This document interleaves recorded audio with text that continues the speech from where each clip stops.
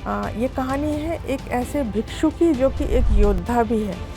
तो गुरु कहते हैं कि ठीक है, मैं तुम्हें रोक तो नहीं सकता, तुम्हारी मर्ज़ी है तो तुम जाओ।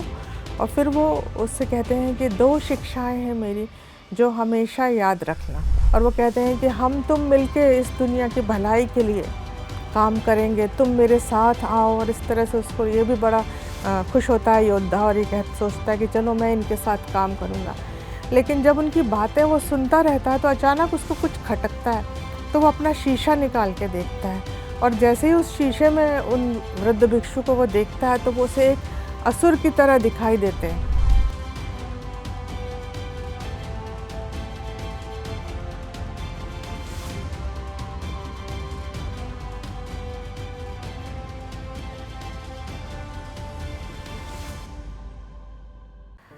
नमस्कार फ्रेंड्स, पीएमसी हिंदी में मैं कविता दीक्षित एक बार फिर से आपका स्वागत करती हूँ। जो पुस्तक हम आज पढ़ने वाले हैं जिसका सारांश वो है थिक ना हाँ की द स्टोन बॉय। इसकी एक कहानी हमने पहले सुनी और आज हम बाकी इसकी कहानियाँ सुनेंगे। जैसा कि हम जानते हैं थिक ना हाँ जो है वो माइंडफुलनेस के टीचर हैं और इनकी कहानियाँ वास्तविक जीवन से ली गई हैं, ज़्यादातर इनके खुद के अनुभवों से ली गई हैं। तो आज जो हम दूसरी कहानी सुनने वाले हैं इसका नाम है द पाइन गेट। ये कहानी है एक ऐसे भिक्षु की जो कि एक योद्धा भी है। वो योद्धा बनना चाहता है और वो दुनिया को की मदद करना चाहता है, हेल्प करना चाहता है। तो वो अपने गुरु से बोलता है कि मैं इस मॉनेस्ट्री में, इस आश्रम में बहुत दिन रह चुका, अब मैं नीचे जाके पहाड़ से नीचे उतर के, क्योंकि मॉनेस्ट्री ज़्यादातर पहाड़ के ऊपर रहती हैं फ्रेंड्स, दुनिया में सबकी सहायता करना चाहता हूँ। तो गुरु कहते हैं कि ठीक है, मैं तुम्हें रोक तो नहीं सकता, तुम्हारी मर्ज़ी है तो तुम जाओ। और फिर वो उससे कहते हैं कि 2 शिक्षाएँ हैं मेरी जो हमेशा याद रखना। एक तो कभी भी कोई ऐसा काम नहीं करना जो तुम्हारे लिए और दूसरों के लिए पीड़ा लेके आए। और दूसरी शिक्षा ये है कि उस पथ को चुनना जो जागृति लाए तुम्हारे अंदर और सबके अंदर। और उसके बाद गुरु उसको 2 चीज़ें देते हैं। एक तो उसको वो एक ग्लास देते हैं। वो कहते हैं कि ये जो ग्लास है, ये शीशा जो है, ये इसके अंदर एक क्वालिटी है कि ये आदमी को, धर्म से च्युत जो आदमी है या जो धर्म के पथ पर है, उसके बीच में ये फ़र्क दिखा देता है आप जब इसमें देखोगे तो। और दूसरे वो उसको एक तलवार देते हैं और वो कहते हैं कि इस तलवार से तुम बड़े से बड़े मॉन्स्टर को, जो मॉन्स्टर यानी कि हमारे अंदर के जो दुर्गुण, उन मॉन्स्टर्स को तुम मार सकते हो। तो वो दोनों चीज़ें लेके वो भिक्षु नीचे जाता है और बहुत सारी जगह वो ट्रैवल करता है, बहुत सारे गाँवों में, शहरों में जाता है और जगह जगह उसको तरह तरह के लोग मिलते हैं। जैसे कि पहले जब वो जाता है तो उसको एक वृद्ध मॉन्क मिलते हैं, भिक्षु मिलते हैं, और वो उससे कहते हैं, जो कि बड़े ही मतलब प्लीजिंग थे, उनको देख के बड़ा उसको खुशी होती है। और वो कहते हैं कि हम तुम मिलके इस दुनिया की भलाई के लिए काम करेंगे, तुम मेरे साथ आओ। और इस तरह से उसको ये भी बड़ा खुश होता है योद्धा, और ये सोचता है कि चलो मैं इनके साथ काम करूँगा। लेकिन जब उनकी बातें वो सुनता रहता है तो अचानक उसको कुछ खटकता है, तो वो अपना शीशा निकाल के देखता है। और जैसे ही उस शीशे में उन वृद्ध भिक्षु को वो देखता है तो वो उसे एक असुर की तरह दिखाई देते हैं, जिनके बड़े बड़े नाखून हैं, जिनकी आँखों में से आग निकल रही है।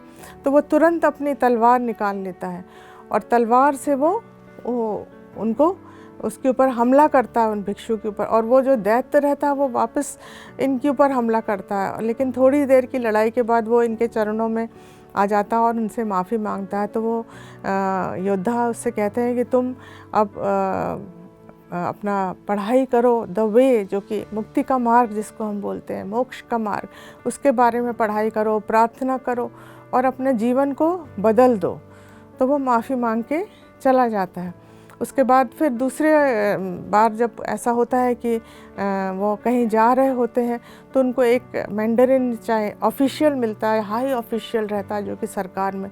और वो कहता है कि मैं तो जनता का सेवक हूँ, मैं जनता की सेवा करना चाहता हूँ, मैं माता पिता की तरह अपनी जनता को देखता हूँ। और इस तरह से बातें करता है जिससे कि योद्धा बहुत इम्प्रेस हो जाता है और सोचता है कि ये वाकई में बहुत ही अच्छा व्यक्ति है, लेकिन फिर बातें सुनते सुनते अचानक उसके अंदर से कुछ होता है और वो सोचता है मुझे शीशे में देखना चाहिए। और जैसे ही वो शीशे में देखता है तो उसको एक बड़ा सा सूअर दिखाई देता है, जिसकी कि आँखों में से लालच टपक रहा है कि किस तरह से मैं क्या क्या नहीं लोगों का छीन लूँ। तो फिर अपनी तलवार निकाल लेता है और तलवार से फिर वो उसको उस सूअर के ऊपर हमला करता। और जैसे ही वो जानवर जो है तलवार देखता तो वो उसके पैरों में गिर के माफ़ी मांगने लगता। और फिर वो उसको भी वही बोलता है कि तुम्हारा जीवन समर्पित होना चाहिए दूसरों की भलाई के लिए, मोक्ष के मार्ग के लिए, और धर्म के पथ पर तुम्हें चलना है। तो जो जानवर रहता है वो कहता है कि ठीक है, मैं आपकी आज्ञा का पालन करूँगा। इसी तरह फिर वो आगे जाता है तो उसको एक बाज़ार रहता है जहाँ वो देखता है कि दो युवतियाँ बैठी हुई हैं बड़ी सुंदर। एक युवती जो है वो लोगों को किताबों का उनका स्टॉल रहता है, किताबें दे रही है, और दूसरी वीणा बजा रही और गा रही बहुत ही मधुर स्वर में। लेकिन जब वो अपने शीशे से देखता है उनको तो उसको वहाँ पे दो सांप दिखाई पड़ते हैं, जहरीले दांतों वाले। तो वो एकदम से तलवार निकाल लेता है और उनको हरा देता है युद्ध में, और उनके जहरीले दांत निकाल के कहता है कि अब तुम जंगल में जाओ और यहाँ लोगों का फ़ायदा उठाना बंद कर दो। तो इसी तरह से उसका जीवन चलता रहता 7 साल तक वो अपने आप को बहुत ही इंडिस्पेंसेबल, यानी कि जिसके बिना तो लोगों का काम चलेगा ही नहीं, ऐसा योद्धा समझने लगता और सोचता मैंने मानवता की बहुत भलाई की है। लेकिन एक बार जब वो 7 साल बाद लेटा रहता है चुपचाप जंगल में, तो उसको ऐसा लगता है कि मैंने बड़े दिनों से अपना शीशा इस्तेमाल नहीं किया जिससे मैं लोगों को देखता था, और बल्कि वो सोचता है कि मुझे अब उस शीशे में बहुत ज़्यादा फ़र्क दिखाई नहीं पड़ता। कोई साधु है या कोई दैत्य है, असुर है, डीमन है, मुझे उनमें कोई फ़र्क ही समझ में नहीं आ रहा है आजकल, क्या हो गया है मालूम नहीं। और इनफैक्ट बल्कि अंदर से वो महसूस करता है कि जो दैत्यों के प्रति उसका जो झुकाव है वो थोड़ा ज़्यादा हो गया है। तो सोचता है क्या कारण हो सकता है मन ही मन। और फिर उसके बाद अचानक उसके अंदर से एक तीव्र इच्छा, यर्निंग होती कि अब मुझे अपने गुरु के पास जाना है, मुझे आगे पढ़ना है, मुझे एक मॉन्क बन के रहना है। तो वो वापस चल देता आश्रम की ओर। 7 दिन तक वो चलता रहता, नदी नाले पहाड़ पार करके। और जब वो आश्रम के अपने गेट पर, जो पाइन गेट रहता है, उस पर पहुंचता है तो वो उससे गेट खुलता ही नहीं है। तो बड़ा हैरान हो जाता है। फिर वो तलवार से गेट को काटने की कोशिश करता, वो नहीं करता। फिर वो उसके ऊपर से छलांग लगाने की कोशिश करता है, ऐसा लगता है जैसे कोई फोर्स उसको पीछे खींच रहा है। तो रात भर वो गेट के बाहर बिताता है। सवेरे उसको एक यंग भिक्षु, वहाँ से एक छोटा भिक्षु आता हुआ दिखाई देता है, बड़ा सा पानी का बर्तन लेके। और वो उसको देख के छोटा भिक्षु बहुत खुश होता है और कहता है कि तुम कब आ गए वापस, और तुम अंदर क्यों नहीं आए। तो कहता है कि ये गेट में ऐसा क्या हो गया है कि ये खुल ही नहीं रहा है, मेरे से खुला ही नहीं। तो वो कहते हैं कि एक्चुअली ये पहले गेट जो था, मैं यहाँ पे रहा करता था, मेरा काम था हर्ब्स, वनस्पतियाँ इकट्ठा करना, और जो भी व्यक्ति गुरुजी से मिलने आते हैं अगर वो उनसे मिलने लायक है तो ही मैं उनको ऊपर जाने देता था, नहीं तो मैं उनको यहीं से लौटा दिया करता था। जो वर्चुअस लोग हैं, जो धर्म के पथ पर लोग हैं, केवल वो ही गुरुजी से मिल सकते हैं। तो उसके बाद गुरुजी ने कहा कि तुमको आगे पढ़ना है, इसलिए अब तुम नीचे गेट पर नहीं रहोगे और तुम ऊपर आके पढ़ाई करो। और अब गेट को वही व्यक्ति खोल पाएंगे जो धर्म के पथ पर अग्रसर हैं, जो मुक्ति का मार्ग जानते हैं, जो कि सद्गुण हैं जिनके अंदर। कोई भी व्यक्ति जिसके मन में दुर्भावना होगी या कोई ऐसे दुर्गुण होंगे, सांसारिक जो कि कहना चाहिए कि वर्ल्डली डस्ट जिनमें होगी, सांसारिक गुणों से भरपूर होंगे, वो इस गेट से अंदर नहीं आ सकेंगे। तो योद्धा को थोड़ा गुस्सा आता, वो कहता तुम्हारा क्या मतलब है, क्या मेरे अंदर दुर्भावना आ गई है। वो कहता नहीं नहीं, गुस्सा क्यों होते हो, मुस्कुराओ, चलो अब तो मैं आ गया हूँ, हम यहाँ से पानी लेते हैं नदी से और ऊपर चलते हैं लेके। तो वो दोनों जाते हैं नीचे नदी तक, नदी नहीं तालाब तक, और तालाब में जो है पानी एकदम क्लियर भरा हुआ होता है और दोनों को अपना बिल्कुल क्लियर रिफ्लेक्शन, उसमें प्रतिबिंब दिखाई देता है। तो जब दोनों अपना प्रतिबिंब देखते हैं तो वो छोटा भिक्षु बोलता है कि अरे तुम्हारे पास तो एक शीशा था ना जिसमें से तुम देखा करते थे सबको, क्या वो है। तो योद्धा कहता हाँ है। वो निकालता है शीशा और उसको साफ़ करता है और दोनों का प्रतिबिंब देखने के लिए जैसे ही वो नीचे नदी में उसको वो करता है तो दोनों के मुंह से एकदम चीख निकल जाती है भिक्षुओं के। और जो योद्धा है वो तो बिल्कुल चक्कर खा के गिर जाता है, क्योंकि नदी में जब उन्होंने अपना प्रतिबिंब देखा तो योद्धा जो है वो एक राक्षस के रूप में दिखाई दिया, और जिसको कि वो सह नहीं पाता और वो गिर जाता है। तो छोटा वाला जो भिक्षु रहता है वो उसके ऊपर पानी के छींटे डालता है, और ये बहुत दुखी होता है, जैसे कि सारी जान निकल गई हो शरीर में, और कहता है कि ऐसा क्या हो गया मेरे साथ, क्या मैं इन दुर्भावनापूर्ण लोगों के साथ रह रह के वही गुण क्या मेरे अंदर आ गए। फिर वो सोचता है कि अब मैं अपने गुरु के सामने कैसे जाऊंगा। तो छोटा भिक्षु बोलता है कि हमारे जो गुरु हैं उनके दिल में तुम्हारे प्रति केवल करुणा और प्रेम है, इसलिए तुम डरो मत, चलो हम दोनों पहाड़ पर चलते हैं अपने आश्रम की ओर। तो दोनों भिक्षु मिलके फिर आश्रम की ओर चल देते हैं फ्रेंड्स। और ये स्टोरी हमको ये बताती है कि जब हमारे अंदर थोड़ा भी ये भावना आ जाती है कि मैं इंडिस्पेंसिबल हूँ, मैंने सबके लिए ये किया, तो ये हमारे पतन की पहली सीढ़ी होती है। तो ये कहानी फ्रेंड्स 1960 में लिखी थी डे ने, और ये कहानी हमको बताती है माइंडफुलनेस के बारे में। जो शीशा जिसमें कि आप देखते हो अपने आप को प्रतिबिंब देखते हो, वो शीशा है माइंडफुलनेस का, वो ग्लास माइंडफुलनेस का है। और ये स्टोरी हमको बताती है कि आप चाहे कितना भी आपने पढ़ लिया हो और कितने ऊंचे शिखर तक पहुंच गए हो, लेकिन अगर आपके अंदर माइंडफुलनेस नहीं है अपने एक्शंस के प्रति कि आप क्या कर रहे हो, और आपके अंदर सेल्फ रिफ्लेक्शन नहीं है कि आप अपना अंदर टटोल के देख नहीं सकते हो अपने आप को कि आपका व्यक्तित्व कैसा होता जा रहा है, तो आप कितने भी ऊंचे मॉन्क हो गए हों, आप में और किसी मॉन्स्टर में कोई भी फ़र्क नहीं है। और दूसरी बात जो ये तलवार है, ये तलवार इनका कहना है देखा कि ये तलवार जो है मंजूश्री बोधिसत्व जो है उनका अस्त्र है। और ये तलवार जो है, जैसा कि हम देखते हैं कि हमारे देवी देवताओं के पास भी कुछ अस्त्र होते हैं जो कुछ सिंबलाइज करते हैं, तो ये सिंबलिज्म है कि आप इस तलवार के थ्रू इल्यूजन को काट सकते हो। इल्यूजन यानी कि माया, हम सब माया के संसार में रहते हैं जो पूरी तरह से सही नहीं है, लेकिन हम इसमें पूरी तरह से लिपटे हुए हैं।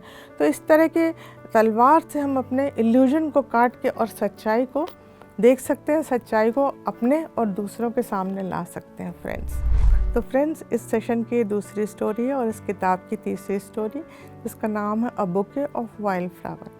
ये किसान की कहानी है जिसकी मृत्यु पास में है। उसका बेटा 16 साल का है, बेटी 11 साल की है। उनकी माँ पहले ही नहीं है, और वो अपने बेटे से बोलता है कि बेटा अब मेरा मृत्यु का समय नज़दीक है, लेकिन बहुत साल पहले, 6 जनरेशन पहले हमारे जो पूर्वज थे, उन्होंने जो हमारी ज़मीन है, उनके पास 4 खेत रहते हैं, उसमें कहीं एक ख़जाना गाड़ दिया है।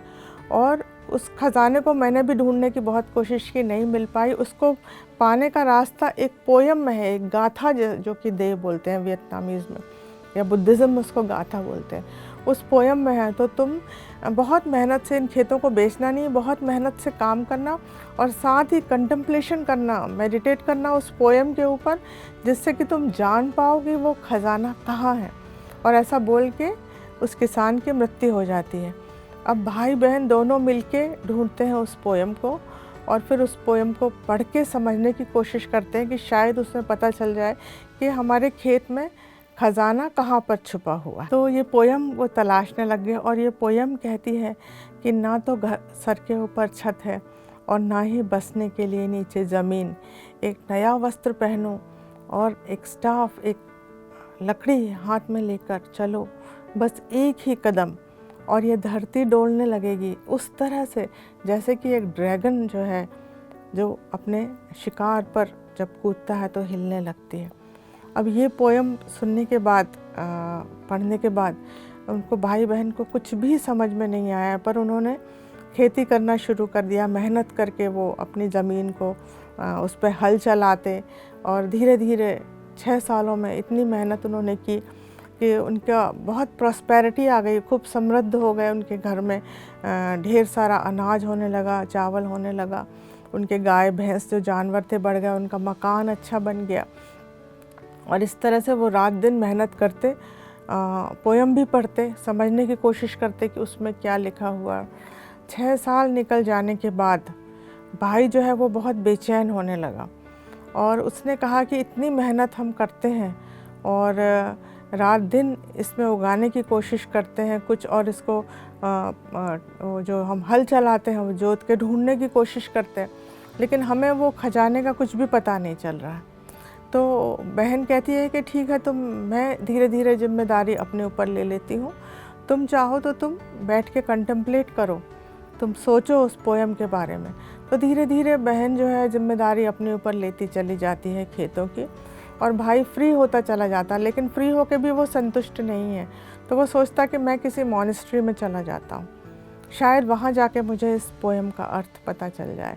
तो इस बीच भाई 30 साल का हो जाता है, ना भाई शादी करता है ना बहन शादी करती है, हालांकि वो बहुत उम्मीदवार रहते हैं शादी के लिए, और वो मॉनेस्ट्री में जाके रहने लगता है। और बहन यहाँ पे खेतों को जोतती है, गायों को पालती है और सारा काम करती है और खुशी खुशी काम करती है। भाई 3 साल तक मॉनेस्ट्री में रहता है, वहाँ वो कई भिक्षु को अपनी वो पोएम भी दिखाता है, लेकिन वहाँ भी उसके हाथ में कुछ भी नहीं लगता। तो वो सोचता है कि मैं अब वापस जाऊँगा। वापस लौटते में वो सोचता है कि वो पोएम जो है उसके अंदर बस चुकी रहती है। वो सोचता है कि आखिर ये क्या कहना चाहती है पोएम, और ये जगह कौन सी है ना जहाँ पे छत है और ना पैरों के नीचे बसने के लिए ज़मीन। क्या ये कोई तालाब है? लेकिन तालाब भी में भी नीचे ज़मीन है। फिर नए कपड़े वस्त्र पहनो, तो कौन से नए वस्त्र पहनो? और फिर एक कदम चलने से धरती हिलने लगेगी। वो सोचता कोई ड्रैगन है कहीं क्या, जिस ड्रैगन के बारे में ये कहा जा रहा है। ऐसे सोचते सोचते वो आता है तो देखता है कि बड़ी मीठी आवाज़ में कोई गा रहा है। थोड़ी देर में उसको समझ में आता रही है तो उसके बहन के गाने की आवाज़ है। तो वो जाता है तो देखता है कि उसकी बहन जो है वो गाय भैंसों को लेके हाथ में जंगली फूलों का एक गुलदस्ता लेके और गाती हुई चली जा रही है बड़ी मीठी आवाज़ में। तो भाई को देख के वो बहुत ज़्यादा खुश हो जाती है और दौड़ती हुई जाती है और कहती है कि तुम्हें देखकर मुझे बहुत खुशी हुई। तुम्हारे जाने के बाद मैंने सारा काम अपने ऊपर ले लिया और मैं बहुत आराम से सारा काम करती थी। मैंने रियलाइज़ किया कि काम करने की खुशी काम करने में है, ना कि जल्दी जल्दी करने में। तो जो काम तुम 7 दिन में करते थे मैं उसको 12 दिन में करती थी। मैंने एक एक इंच इस ज़मीन का जोर डाला ये सोच के कि यहाँ खजाना मिलेगा मुझे। और मैंने दिन रात सुबह से लेकर शाम तक काम किया और मैंने ये पाया कि वो खजाना जो हम सोचते थे कि ज़मीन के अंदर है, वो ज़मीन के अंदर नहीं है, वो तो ज़मीन ही है वो खजाना। और मैंने ये पाया कि ये सारी गाय भैंस या आकाश, ये हमारे फल फूल से लदे हुए पेड़, ये सब खजाना है। यही सब खजाना है जिसके बारे में हमारे पुरखे जो हैं, हमारे 6 जनरेशन से पहले जो हमें बता के गए थे। और हमको कहीं और ख़जाना ढूंढने की ज़रूरत नहीं है। और वो बताती है कि रात को मुझे सपने में मेरे अपने पिता दिखाई दिए और वो मुस्कुरा रहे थे और मैंने उनसे कहा कि पिताजी, ख़जाना भाई को नहीं मिला है लेकिन ख़जाना मुझे मिल गया है। माइंडफुलनेस का ख़जाना मिल गया है फ्रेंड्स। तो भाई ने रियलाइज़ किया कि ख़जाना तो बहन को मिल गया है, माइंडफुलनेस का ख़जाना मिल गया। उसने अपनी बहन को देखा, उसकी दृष्टि जो थी वो एकदम क्लियर थी, उसका शरीर एकदम स्वस्थ हो चुका था और ऐसा लगता था लव, पीस और जॉय, जो प्रेम है, जो आनंद है, उसके चारों ओर लहरा रहा, उसके शरीर में से निकल रहा, उसकी आवाज़ में से निकल रहा है। तब भाई ने ये रियलाइज़ किया कि वाकई में ख़जाना कहाँ है। ख़जाना वो नहीं है जो कि ज़मीन के अंदर किसी पत्थर के नीचे गड़ा हुआ है। ख़जाना वो है जो कि हमारे चारों ओर फैला हुआ है फ्रेंड्स। इस कहानी के द्वारा हमें दे बताते हैं कि माइंडफुलनेस जो है वो उसकी क्या इम्पोर्टेंस है हमारी डेली लाइफ में। तो ये कहानी दे ने 1978 में लिखी थी अपनी फ्रेंड सिस्टर चैन को के बर्थडे पर, उनके लिए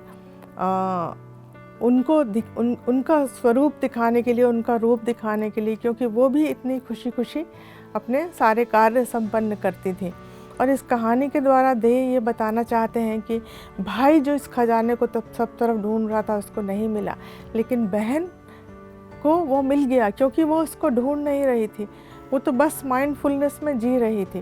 तो इनका देह का कहना है कि इंटेलेक्ट से, हम बुद्धि से किसी चीज़ को नहीं पा सकते, हम केवल सरलता से और भोलेपन से और माइंडफुलनेस से ही जीवन में हम कुछ पा सकते हैं। फ्रेंड्स, दे ने इन सरल कहानियों के माध्यम से हमें बहुत ही गहरी शिक्षाएं दी हैं, और वो शिक्षाएं भी कहाँ हैं, सिर्फ माइंडफुलनेस में।